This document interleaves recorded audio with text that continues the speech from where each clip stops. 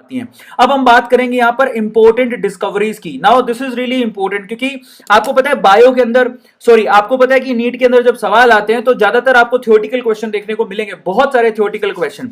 तो अगर मैं बोलूं कि मोल कॉन्सेप्ट में से अगर कोई क्वेश्चन आएगा तो वो इंपॉर्टेंट डिस्कवरीज के ऊपर आएगा, तो और वो भी थ्योरेटिकल क्वेश्चन होगा, और अगर आपको पता होगा तो आप तुरंत आंसर कर दोगे, तो आप बहुत बड़े एक्साइटेड हो जाओगे क्योंकि आपको न्यूमेरिकल सोल्व नहीं करना पड़ेगा। तो चलो इंपॉर्टेंट डिस्कवरीज की तरफ चलते हैं।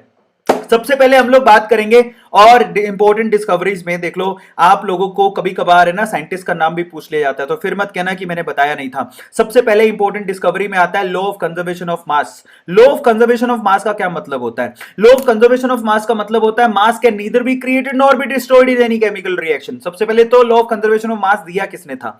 दैट इज एंटोनी, ये देखो एंटनी, ठीक है, लोवेसियर ने दिया था, एंटनी लोवेसियर। पहले तो आपको साइंटिस्ट का नाम पता होना चाहिए, एल एंटनी लोवेसियर, ठीक है, इनका नाम पता होना चाहिए, कभी कभार उस पर सवाल पूछा जाता है। अब उसका मतलब क्या है? कंजर्वेशन ऑफ मास का मतलब होता है in all the physical and chemical changes there is no net change in mass during the process. मतलब in any chemical reaction mass can neither be created nor be destroyed. ऐसा कभी नहीं हो सकता कि आपने लिया कुछ और पैदा कुछ और हो गया। आपने जितना मास लिया था क्रिएट भी उतना ही मास होगा।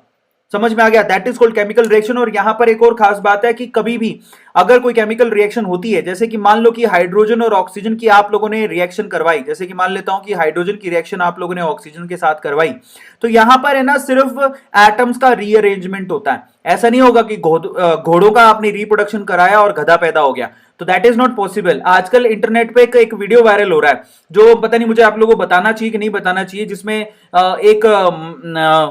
एक घटना ऐसी हुई है जिसमें पता नहीं, सॉरी मुझे आपको बताना चाहिए नहीं बताना चाहिए, लेकिन कुछ ऐसा हुआ है जिसमें एक बकरी ने इंसान का बच्चा पैदा कर दिया है। तो वो अनयूजुअल है, शायद वो अफवाह भी हो सकती है, ठीक है, लेकिन आजकल वो खबर चल रही है, तो मैं आपको बता रहा हूं, बट वो सच नहीं है, वो अफवाह हो सकती है, लेकिन बड़ी अजीब सी कहानी है। लेकिन केमिस्ट्री में ऐसा नहीं होता। केमिस्ट्री में ना ऐसा कभी नहीं होगा कि देखो न्यूक्लियर रिएक्शंस की बात नहीं कर रहा हूं, नॉर्मल रिएक्शन से कभी नहीं होता कि आपने हाइड्रोजन और ऑक्सीजन की रिएक्शन करवाई और नाइट्रोजन पैदा हो गया, ऐसा कभी नहीं होगा। तो यहां पर ऐसा नहीं होता। यहां पर अगर हाइड्रोजन ऑक्सीजन से रिएक्ट कर रहा है तो इन्हीं एटम्स के बीच में रीअरेंजमेंट होगा, और यहां पर आप या तो H2O पैदा कराओगे या फिर H2O2, that depends upon the ratio. समझ में आ गया? तो यहां पर सिर्फ एटम का रीअरेंजमेंट होता है। Try to understand, is it clear? इसी को बोलते हैं कंजर्वेशन ऑफ मास लो। तो अगर मैं आप लोगों को थोड़ा सा और अच्छे से बताना चाहूं तो उसका मतलब ये निकलता है कि अगर आप 12 ग्राम कार्बन ले लो, 32 ग्राम ऑक्सीजन ले लो, तो पक्का यहां पर 12 प्लस 32 यानी कि जो प्रोडक्ट बनेगा वो 44 ग्राम का बनेगा। लेकिन मैं आपको यहां पर क्लैरिफिकेशन दे दूं, जरा समझ लेना।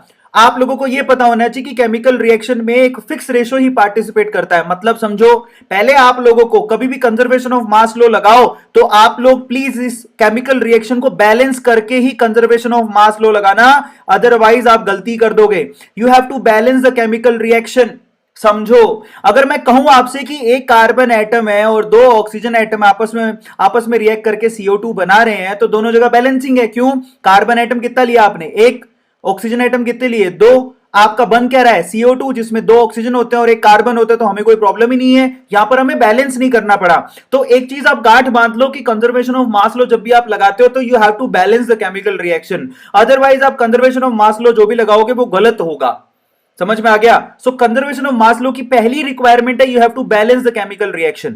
अब बैलेंस करने के बाद जब आप उनके मोल से मास निकालोगे तो आपको पता लगेगा कि 12 ग्राम कार्बन और 32 ग्राम ऑक्सीजन को जब आप रिएक्ट कराओगे तो आपको 44 ग्राम CO2 मिलेगी। ये तय है, इसी को बोलते हैं कंजर्वेशन ऑफ मास लो, जहां पर रिएक्टेंट आपने कितना लिया? 44 ग्राम। प्रोडक्ट आपको कितना मिला? 44 ग्राम। यानी कि रिएक्टेंट और प्रोडक्ट के जो मासेस थे वो सिमिलर थे, सेम थे। Try to understand the conservation of mass law, जो बहुत लोग गलती करते हैं। अब अपन आते हैं अगला लो। नेक्स्ट लो है हमारे पास law of definite proportion. That's really amazing. सबसे पहले तो आप जितने भी बच्चे हैं मेरे प्यारे बच्चों, लॉ ऑफ डेफिनेट प्रोपोर्शन को पहले तो आप उसके साइंटिस्ट का नाम याद करो प्लीज। साइंटिस्ट का नाम क्या है? Joseph processed. तो प्लीज आप पहले तो पूरे चैट सेक्शन में भर दो Joseph processed, Joseph processed, Joseph processed. ये पूछा गया है, फिर मत कहना कि मैंने बताया नहीं था। तो law of definite proportion is given by Joseph processed. समझ में आ गया? प्रोसेट, कितने प्यार से बोले प्रोसेट।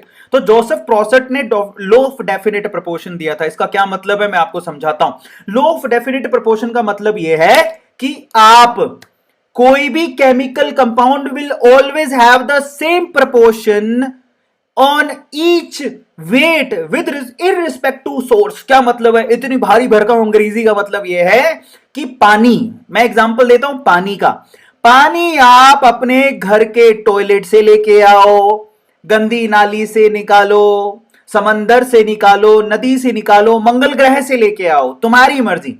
तुम कहीं से भी पानी लेके आओ, पानी का फॉर्मूला सेम ही रहेगा, सोर्स से फर्क नहीं पड़ता। Are you getting my point? चाहे तुम अपने मुंह से पानी निकालो, समझ में आ गया? पानी का फॉर्मूला हमेशा यही रहेगा, H2O। डेफिनेट प्रोपोर्शन का क्या मतलब है? पानी के कोई भी सोर्स हो उसमें दो ही हाइड्रोजन होंगे, उसमें एक ही ऑक्सीजन होगा। ये इसका सोर्स पे कभी भी इस पानी के मॉलिक्यूल का फॉर्मूला वेरी नहीं करता। तुम अपनी टॉयलेट से निकाल लाओ, नाली से निकाल लाओ, नदी से निकाल लाओ, नाले से निकाल लाओ, समंदर से निकाल लाओ, मंगल ग्रह से निकाल लाओ, झील से निकाल लो, लेबोरेटरी से निकालो, अपने मुंह से निकालो, चाहे कहीं से भी निकालो, पानी में H2O का प्रोपोर्शन फिक्स रहेगा। That is called law of definite proportion. ऐसा थोड़ी होगा तुम ऐसा बोलोगे सर हमारे टॉयलेट में जो पानी आता है उसमें 3 हाइड्रोजन है और 4 ऑक्सीजन है, ऐसा पॉसिबल नहीं है। समझ में आ गया? दैट इज H2O ओनली, जिसमें हाइड्रोजन का वेट के हिसाब से प्रोपोर्शन कितना रहेगा? 11.11%। ऑक्सीजन का वेट के हिसाब से प्रोपोर्शन कितना रहेगा? 88.89%। परसेंटेज आप भी निकाल सकते हो, कोई बड़ी बात नहीं है। Is it clear to all of you? तुम कहीं से भी निकालो, चाहे विनोद आके पानी देके जाए, समझ में आता है? चाहे विनोद आके पानी देके जाए, कहीं से भी लेके आए वो, तो पानी का फॉर्मूला वही रहेगा। इसको बोलते हैं लॉ ऑफ डेफिनेट प्रोपोर्शन। अब हम चलते हैं आगे। नेक्स्ट है Gay Lussac law. Very interesting name, name है इसका गे लुसाक लॉ। इससे मुझे गाना याद आता है, मादला डला बिगड़ गया, मादला डला बिगड़ गया। पहले तो इसका बंदे का नाम क्या है? इस बंदे का नाम है जोसेफ लुइस गे लुसाक। पहले तो आप ये नाम याद करो, जोसेफ लुइस गे लुसाक। पहले तो उसने अपना नाम ही दे दिया उसके अंदर, गे लुसाक लो का मतलब गे लुसाक ने इसको दिया, तो याद करने में दिक्कत नहीं होगी। अब ये क्या कहता है आपसे? कहता है at same temperature and pressure all the gases combine, ठीक है, और produce in a simple ratio of volume. मेरी बात ध्यान से सुनना, ये कहता है कि अगर टेम्परेचर और प्रेशर सेम है, मतलब टेम्परेचर और प्रेशर अगर सेम है, समझ में आ गया, तो ऑल द गैसेस कंबाइन और produce in a simple ratio. तो कोई भी दो गैसेस जब आपस में कंबाइन होती है तो उनका वॉल्यूम का रेशियो सिंपल रेशियो होता है। मतलब समझो, मतलब ये है कि मान लो कि आपने नाइट्रोजन और हाइड्रोजन को हाइड्रोजन और ऑक्सीजन को आपस में रिएक्ट करवाया। हाइड्रोजन भी एक गैस होती है, ऑक्सीजन भी गैस होती है। इनका प्रोपोर्शन रेशियो, मतलब ये इनका जो रेशियो होएगा ना आपस में रिएक्ट करने का, वो सिंपल रेशियो होएगा। मतलब ये 2:1 में ही रिएक्ट करेंगे। इनके वॉल्यूम के जो रेशियो होंगे ना वो सिंपल रेशियो होंगे। ऐसे कभी नहीं मिलेगा आप लोगों को कि अजीब से रेशियो निकल के आ रहा है, 0.2 से 0.4 ने रिएक्ट किया, ऐसा कुछ नहीं होता। इनका जो वॉल्यूम का रेशियो होता है ना वो सिंपल रेशियो होता है। मतलब यहां पर हाइड्रोजन और ऑक्सीजन आपस में कैसे रिएक्ट करेगी? 2:1 में, ये तय है। इसी को बोलते हैं गे लुसाक लॉ। और प्रॉपरली समझाओ तो प्रॉपर एग्जांपल यहां पर वैसे दिया भी हुआ है, तो मेरी बात को ध्यान से सुनना। यहां पर वैसे भी अपने को पता है कि अगर ये दो लोगे तो ये एक ही लेना है, तो इसी हिसाब से इनका वॉल्यूम भी वेरी करेगा। अगर आपने ये 100 ml लिया है तो उसका आधा ही लेना पड़ेगा आपको ऑक्सीजन। कितना? 50 ml। यही तो मैं आपसे बार बार बोल रहा हूं, समझ में आ गया? तब ये रिएक्ट करके आपस में क्या करेंगे? H2O बनाएंगे 100 ml की। और वॉल्यूम में कभी भी एडिशन लॉ नहीं लगता, कंजर्वेशन ऑफ मास लॉ होता है, कंजर्वेशन ऑफ वॉल्यूम लॉ नहीं होता है, कंजर्वेशन ऑफ मोल लॉ नहीं होता है, कंजर्वेशन ऑफ मास लॉ ही होता है। मास आपस में जुड़ के एग्जैक्ट मास देंगे। तो अब आप यहां पे कई बोल सवाल पूछेंगे, सर ये तो 100 ml लिया था, 50 ml लिया था, 100 ml क्यों बना? ऐसा नहीं है। यहां पर गे लुसाक ने यही तो बात बोली थी कि आप जिस रेशियो में, जो उनकी स्टोइकियोमेट्रिक कोफिशिएंट की रेशियो होती है, वही उनका मोल रेशियो भी होता है और वही उनका वॉल्यूम रेशियो भी होता है। उनका वॉल्यूम रेशियो भी वही होता है। तो आप लोग याद रखो, आपकी समझ के लिए बता रहा हूं, स्टोइकियोमेट्रिक कोफिशिएंट का जो रेशियो होता है वही उनका मोल रेशियो होता है और वही उनका वॉल्यूम रेशियो भी होता है। Please try to understand, these are really very very important. Is this clear to all of you कि जितना स्टोइकियोमेट्रिक कोफिशिएंट का रेशियो होएगा, बैलेंस कर लो, स्टोइकियोमेट्रिक कोफिशिएंट का रेशियो पता लग जाएगा, वही उनका मोल रेशियो है, पता है आपको, और वही उनका वॉल्यूम रेशियो भी है। तो ये नोट डाउन कर लो अगर आपको वाकई में न्यूमेरिकल सोल्व करने हैं तो। ये सिंपल तरीका होता है सोल्व करने का। अब हम चलते हैं आगे। नेक्स्ट है एवोगैड्रोस लॉ, जो किसने दिया? ये दिया हमारे इस भाई साहब ने। क्या दिख रेला है ये? एकदम रशियन मूवी का हीरो लग रेला है। नाम क्या है इसका? अमेरियो एवोगैड्रो। नाम देखो इसका कितना अलग एक्सेंट से बोला जाता है। नाम लिखो, एवोगैड्रो का पूरा नाम क्या था? अमेरियो एवोगैड्रो। अगर आपकी क्लास में एक लड़का पढ़ता हो जिसका नाम हो अमेडियो, ठीक है, तो तुम्हें कैसा महसूस होगा, अमैथियो एवोगैड्रो। तो आपको ये एवोगैड्रो लो क्या कहता है, now this is again very interesting, और मैं आपको बताता हूं गे-लुसाक लो और एवोगैड्रो लो ऑलमोस्ट सेम है। कहता है equal volume of all gases have equal number of molecules at constant temperature and pressure. अरे कितनी सिंपल सी बात बोल रहा है, यहां पर ये कह रहा है कि अगर आपने टेंपरेचर और प्रेशर को कांस्टेंट रखा, इन दैट केस अगर दो गैसेस का वॉल्यूम इक्वल है तो उनके नंबर ऑफ मॉलिक्यूल्स इक्वल होंगे, उनके नंबर ऑफ मोल्स इक्वल होंगे। समझ में आ रहा है, अगर यहां पर दो गैसेस के वॉल्यूम इक्वल है, टेंपरेचर और प्रेशर सेम होने पर दो गैसेस के अगर वॉल्यूम इक्वल है, गैस नंबर 1 और गैस नंबर 2 में वॉल्यूम इक्वल है, तो पक्का उनके नंबर ऑफ मोल्स भी क्या होंगे, जो पार्टिसिपेट कर रहे हैं वो क्या होंगे, इक्वल होंगे। और पक्का इनके जो नंबर ऑफ मॉलिक्यूल्स होंगे, जो मॉलिक्यूल्स पार्टिसिपेट कर रहे हैं, मॉलिक्यूल्स भी क्या होंगे, वो इक्वल होंगे। यही एवोगैड्रो लो है, यही एवोगैड्रो लो है। बहुत सिंपली मैं आपको समझा रहा हूं, इसका मतलब ये निकलता है कि अगर दो गैसेस के सेम टेंपरेचर और प्रेशर पे वॉल्यूम सेम है, तो नंबर ऑफ मोल्स भी सेम होंगे और उनके नंबर ऑफ मॉलिक्यूल्स भी सेम होंगे। ये एवोगैड्रो लो है, और ये हम कितनी बार कर चुके हैं यार, दैट्स वेरी इजी, ये बहुत इजी पीजी है। जो आप लोग जब आप इसकी मोल के फॉर्मूलों से कैलकुलेशन करते हो तो यही चीजें तो निकल के आती है। अभी थोड़ी देर में मोल के फॉर्मूले आपको बताऊंगा। तो एवोगैड्रो लो दिया था हमारे अमैडियो एवोगैड्रो ने, जो ये कहता है कि अगर वॉल्यूम का सेम टेंपरेचर और प्रेशर के अगर दो गैसेस का वॉल्यूम सेम है, तो पक्का उनके नंबर ऑफ मोल्स भी सेम होंगे और उनके मॉलिक्यूल्स भी सेम होंगे। कितनी बढ़िया बात बोलता है अमैडियो एवोगैड्रो, है ना। तो यही बात वो यहां पर भी लिख रहा है। यहां पर जरा आप चेक करना, बहुत सिंपली इसको रिप्रेजेंट किया गया, और मैं आपको बता भी रहा हूं कि इसका मतलब क्या है। दो वॉल्यूम ऑफ हाइड्रोजन लिया, एक वॉल्यूम ऑक्सीजन का लिया, तो दो वॉल्यूम आपको किसके मिले, H2O के। तो इसका मतलब समझो, यहां पर हाइड्रोजन के आपने दो वॉल्यूम लिए और आपको यहां पर क्या मिल रहा है, दो वॉल्यूम पानी का मिल रहा है, तो इनके स्टोइकियोमेट्री भी सेम है। समझ में आ गया, अगर दो हाइड्रोजन लोगे तो दो ही पानी मिलेंगे, इनके मोल्स भी सेम है, इनके मॉलिक्यूल भी सेम है।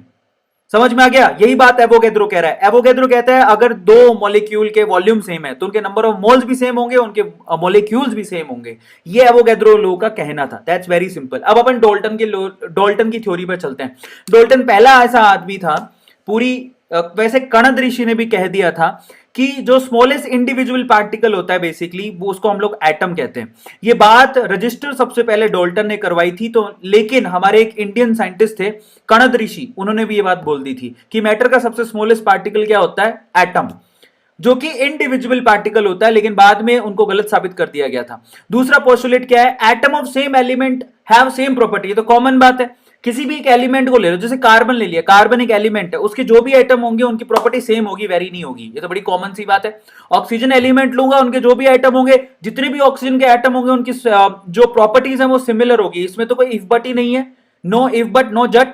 अब आगे की सीन क्या है, point number 3, compounds formed have a fixed ratio. Dalton कहता है कि अगर आप लोगों को कोई कंपाउंड बनाना है तो आप लोगों को क्या करना पड़ेगा, रिएक्टेंट का फिक्स रेशो यूज होता है। ये तो बात पहले भी कौन कह चुका है, ये बात पहले गे-लुसाक भी कह चुका है।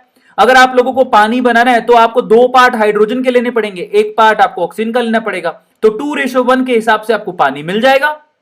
समझ में आता है, यही बात डॉल्टन ने भी कही थी और यही सेम बात आपके गे-लुसाक ने भी कही थी। तो ये इनके फिक्स्ड सिंपल रेशो होते हैं, फिक्स्ड और सिंपल, मतलब ऐसा कभी नहीं मिलेगा। और कान पकड़ के अलग अलग लोगों ने अलग अलग बातें बोली। Is it clear to all of you. चौथा पॉइंट डॉल्टन क्या कहता है कि chemical reactions are rearrangement of atom. ये तो मैं पहले ही बता चुका हूं, केमिकल रिएक्शंस में सिर्फ रीअरेंजमेंट होता है। ऐसा नहीं होगा कि घोड़ों को आप रिप्रोडक्शन कराओगे और गधा पैदा हो जाएगा, गधों को रिप्रोडक्शन कराओगे घोड़ा पैदा हो जाएगा, ऐसा कुछ नहीं है। यहां सिंपल स्ट्रेटेजी है, अगर आपने मान लो हाइड्रोजन का रिएक्शन क्लोरीन के साथ करवाया तो इन्हीं में रीअरेंजमेंट होगा, ऐसा नहीं नाइट्रोजन पैदा हो जाएगा। मतलब आप समझो कि अगर आपने हाइड्रोजन का रिएक्शन क्लोरीन के साथ करवा भी दिया तो यहां पर जो प्रोडक्ट बनेगा वो उसमें हाइड्रोजन और क्लोरीन ही दिखेगा। आपको HCl बनाओगे तो हाइड्रोजन और क्लोरीन दिखेगा ना, आपको नाइट्रोजन थोड़ी दिख जाएगा। Try to understand. तो ये